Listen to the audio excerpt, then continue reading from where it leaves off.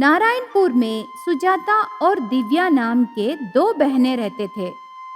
उन दोनों को उनके पिता रंगा से बहुत प्यार है। एक दिन रंगा को कोई रोग लग के तबीयत बिगड़ के बिस्तर पर पड़ जाता है। बहुत सारे डॉक्टर्स आके देखते हैं, पर रंगा की बीमारी क्या है उन्हें पता नहीं चलता। डॉक्टर साहब, दया करके आप हमारे पापा को ठीक कीजिए, हम आपको मुंह मांगी रकम देंगे। ऐसे डॉक्टर से प्रार्थना करने लगे दोनों बहनें। तब डॉक्टर ने, देखो, तुम्हारी परेशानी मैं समझ सकता हूँ, पर तुम्हारे पापा का रोग क्या है, बड़े बड़े डॉक्टर्स को भी पता नहीं चल रहा। मैं भी बहुत कोशिश किया, पर कोई लाभ नहीं हुआ। उनका रोग क्या है किसी को भी पता नहीं चल रहा। आप समझने की कोशिश करो। ऐसे डॉक्टर कह के वहाँ से चला जाता है। डॉक्टर की बातें सुन के दोनों बहनें बहुत उदास हो जाते हैं। दीदी, मतलब हम पापा को बचा नहीं सकते?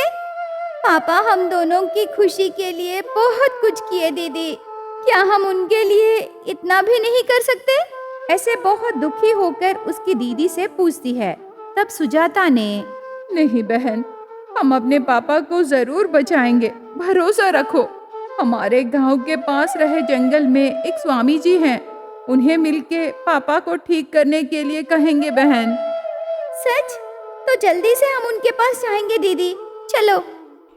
दोनों बहनें उस स्वामी जी से मिलने जंगल को जाते हैं। वो दोनों बहुत दूर जाने के बाद उन्हें स्वामी जी नजर आते हैं। स्वामी जी बहनों को देखकर ऐसे कहने लगे, आओ, मैं तुम्हारे लिए ही देख रहा हूँ। ऐसे कहता है। तब दोनों बहनें वो बात सुन के आश्चर्य हो जाते हैं। स्वामी जी, क्या आप हमारे बारे में जानते हो? ऐसे सुजाता पूछती है।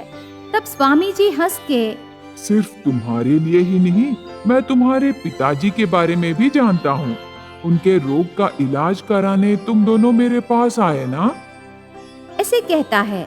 तब सुजाता ने, हाँ स्वामी जी, हाँ, दया करके आप ही हमारे पापा को ठीक कीजिए स्वामी जी, ऐसे कहती है।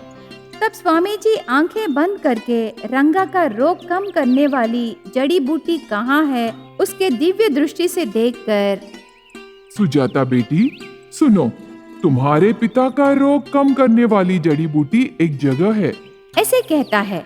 वो बात सुन के दोनों बहनें बहुत खुश होते हैं। कहाँ कहाँ है स्वामी जी? ऐसे पूछते हैं। उस जड़ी बूटी को लाना इतना आसान काम नहीं है। वो जड़ी बूटी विशेषा नाम के एक माया नगर में है। तुम उस माया नगर के जादू से बच के रहो। उस नगर में सोने की तरह चमक रही एक पौधा रहता है। उसे तुम खोज कर उस पौधे के पत्ते का रस अगर तुम्हारे पिता को पिलाने से तुम्हारे पिता का रोग कम हो जाएगा, समझे? ऐसे स्वामी जी कहते हैं। धन्यवाद स्वामी जी, हम अभी उस माया नगर को जाकर जड़ी बूटी को लाएंगे स्वामी। ऐसे कह के स्वामी से पता लेकर विशेषा नाम के माया नगर को जाने लगे। दोनों बहनें दूर जाने के बाद उन्हें एक बड़ा पेड़ के सिवाय कुछ भी दिखाई नहीं देता। उसे देख के, दीदी, यहाँ तो कुछ भी नहीं है, स्वामी जी झूठ बोले। नहीं दिव्या, स्वामी जी सच बोले।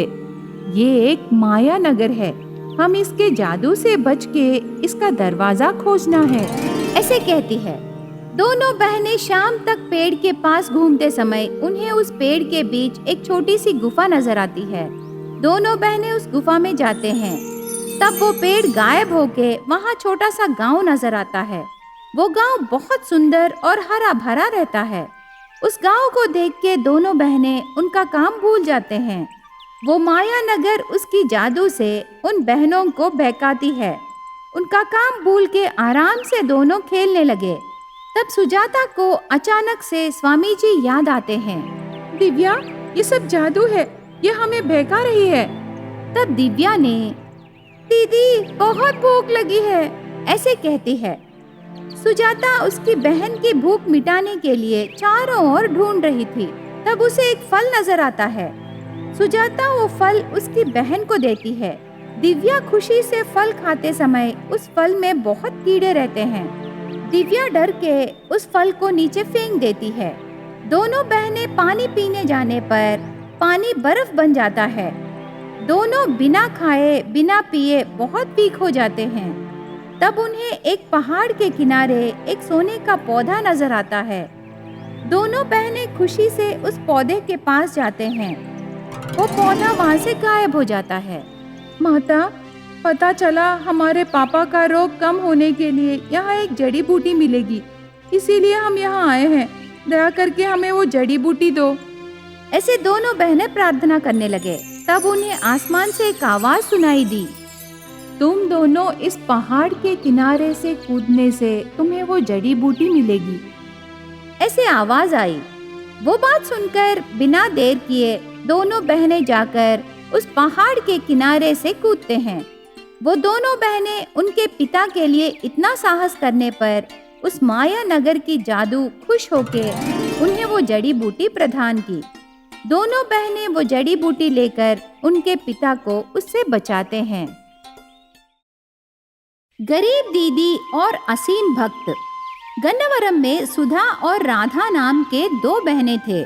सुधा श्री कृष्ण जी की असीम भक्त थी। हर रोज वो श्री कृष्ण जी की पूजा करती थी। ये सब देख के राधा दीदी का मजाक उड़ाकर, दीदी तू हर रोज ऐसे ही कृष्ण की पूजा करती रही तो तुझे श्री कृष्ण के जैसे पति ही मिलेगा ऐसे कहती है। तब सुधा हंसते हुए, श्री कृष्ण जी के जैसे पति बहुत अच्छा है ना, ऐसे दीदी कहती है। इस तरह दोनों बहनें शादी से पहले बहुत प्यार से रहते थे। थोड़े दिनों बाद सुधा मोहन नाम के एक किसान से शादी करती है। उसके बाद राधा किरण नाम का एक प्राइवेट एम्प्लॉय से शादी करती है। शादी के बाद दोनों बहनें कभी कभी मिलते थे। पहले की तरह प्यार से रहना नहीं होता था। वो सब याद करके सुधा उसके पति से, सुनिए, शादी से पहले मैं और बहन दोनों बहुत प्यार से रहते थे, लेकिन अभी हम दोनों इतने दूर हो जाएंगे करके मैं कभी नहीं सोची जी। तेरी बहन को देखना चाहती है तो जाकर थोड़ी देर बात करके आना सुधा, मैंने तुझे कब मना किया? ऐसे कहता है। तब सुधा उदास होकर, हाँ, पर मेरी बहन पहले की तरह नहीं है जी।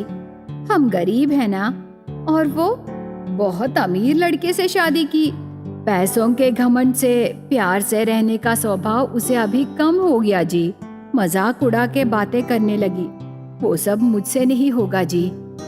तब मोहन ने, अरे सुधा, हमारे भी अच्छे दिन आएंगे, तब हम भी अमीर हो जाएंगे, फिर से तुम दोनों प्यार से रहोगे, ऐसे कहता है। तब सुधा ने, पैसे आने के बाद प्यार दिखाने से मुझे नहीं चाहिए जी, वो तो बस यूं ही याद आ गई। ठीक है, आज खेत से जल्दी वापस आइए, बारिश पड़ने वाली है, ऐसे कहती है। तब मोहन खेत को चला जाता है। सुधा श्री कृष्ण जी की पूजा करके घर के काम करने लगी। उस दिन अंधेरा होने के बाद मोहन घर लौटते समय जोरों की बारिश शुरू होती है। मोहन जल्दी जल्दी से जाने लगा। इतने में एक कार जोर से आकर मोहन को टक्कर मारती है। उससे मोहन को बहुत चोट लग के हॉस्पिटल में पड़ जाता है। सुधा को ये बात पता चल के वो हॉस्पिटल को रोती हुई आती है। उसके दोनों पैर टूट गए, तुरंत ऑपरेशन करना है, जल्दी से तुम पैसों का इंतजाम कर लो, ऐसे डॉक्टर कहता है। तब सुधा जल्दी से बहन के पास जाकर, क्या हुआ दीदी, क्यों आई हो? तेरे जीजा जी का एक्सीडेंट हुआ है, डॉक्टर ने कहा ऑपरेशन करना है, पैसों की जरूरत पड़ी बहन, प्लीज तेरे पति से पूछ के मेरी मदद करना, ऐसे बहुत दुखी होके पूछती है। तब बहन ने, हम अभी जमीन खरीद रहे हैं, उसके लिए हमें पे करना है, अभी तो पैसे देना मुश्किल है दीदी, बुरा मत मानना। बहन ऐसे कहने पर चंद्रिका चुपचाप वहां से निकल के उसके पूरे गहने बेचकर पति का ऑपरेशन कराती है। दिन बीतने लगे। पति की तबीयत ठीक होने के लिए सुधा हर रोज श्री कृष्ण जी से प्रार्थना करने लगी। उस दिन श्री कृष्ण जन्माष्टमी का दिन था। सुधा बहुत भक्ति से पूजा करते समय बाहर से एक आवाज आती है, माँ, घर में कोई है? ऐसे कहती है। वो आवाज सुनकर सुधा बाहर आती है। क्या चाहिए दादी? बहुत भूख लगी है, खाने को कुछ है? ऐसे पूछती है। तब सुधा उनके लिए पका के रखी खाना लाके बूढ़ी को देती है। बूढ़ी खुश होकर, बहुत खुशी हुई बेटी, तेरी भक्ति से प्रसन्न होकर साक्षात श्री कृष्ण जी ने ये तेरे लिए भेजा है, बूढ़ी देती है। तब सुधा बहुत आश्चर्य होकर आगे देखती है। उधर बूढ़ी गायब हो जाती है। ये सपना है या सच? साक्षात श्री कृष्ण जी ही आए होंगे। चंद्रिका जल्दी से घर के अंदर जाकर उसके पति को पूरी बात बताई। उस मटके में क्या है चंद्रिका? ऐसे कहते ही सुधा मटके को उल्टा करती है। उसमें कुछ नहीं रहता। उसके बाद मटके में हाथ रख के वो देखती है। तब उसे सोने के सिक्के लगते हैं। बाहर निकाल के देखने पर हाथ में सोने के सिक्के रहते हैं। उसे देख के दोनों आश्चर्य हो जाते हैं। ये भगवान की लीला है सोचकर अगले दिन वो सोने के सिक्के सुधा बेचकर पैसे लेके जाती है। सुधा सोने के सिक्के बेचना राधा का पति किरण पूरा देखता है। वो तुरंत घर जाकर राधा को पूरी बात बताई। राधा शॉक होके, दीदी के पास सोने के सिक्के कैसे आए? इतने पैसे रहने से वो हमसे भी अमीर हो जाएगी। वो सीक्रेट क्या है जल्दी से जानना होगा। वो तुरंत दीदी के घर जाकर पूरी बात पूछती है। दीदी ने पूरी बात बताई। मैं तेरी सगी बहन हूँ ना, वो मटका मुझे दे दे, इसके बदले में मैं तुझे पैसे दूंगी। ये मुझे श्री कृष्ण जी ने दिया है, मैं नहीं दे सकती। चाहिए तो तेरे लिए सोने के सिक्के दूंगी, ऐसे कहती है। तब राधा लालच से, मुझे भीख नहीं, पूरे चाहिए, इधर दे वो मटका। वो दीदी के हाथों से मटका खींचकर उसमें हाथ रखती है। तब उस मटके में से एक सांप बाहर आकर राधा को काट देती है। राधा जोर से चिल्ला के नीचे गिर जाती है।